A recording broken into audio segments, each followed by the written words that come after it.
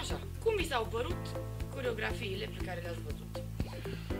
Coreografiile pe care le-am văzut în aceste 2 zile au fost extrem de variate, extrem de puternice, extrem de bine realizate și extrem de interesante, chiar extrem de interesante, chiar unele lucruri pe care nu le-am mai văzut până acum și se vede că în spate e o școală serioasă și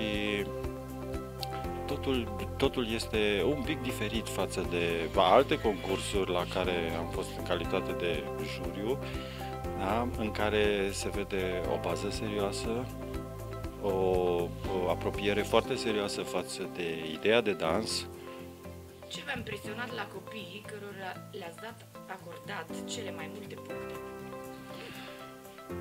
Acești copii sunt extrem de serioși în ceea ce fac și iau dansul nu ca pe o joacă, ci ca pe un lucru aproape profesionist și cred că în spate sunt multe ore de studiu, multe ore de repetiții și profesorii, instructorii nu îi lasă să facă ce vor ei și asta se și vede în dans, se vede în atitudinea lor față de dans, atitudinea față de concurs, chiar în atitudinea față de ei. Câte stiluri de dans jurizați și care au fost așteptările dumneavoastră? Nu mai știu câte stiluri, dar au fost în aceste 2 zile au fost undeva la 4-5 stiluri mari de dans. Așteptările sunt multe de fiecare dată.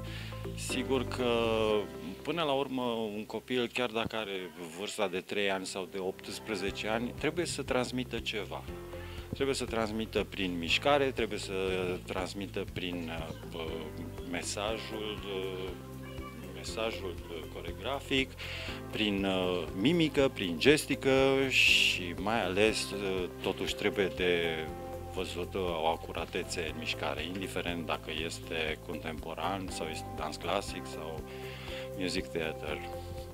Și care este acel element specific pe care îl căutați în stilul de dans pe care îl jurizați?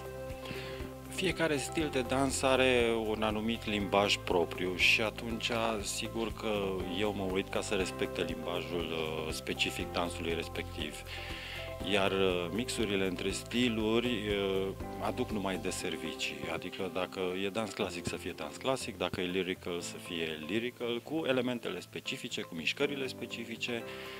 Mixurile nu sunt cele mai ok și atunci asta depunctează. Dar am văzut foarte mulți copii care au respectat stilul, care au fost extrem de preciși și de corecți în dans.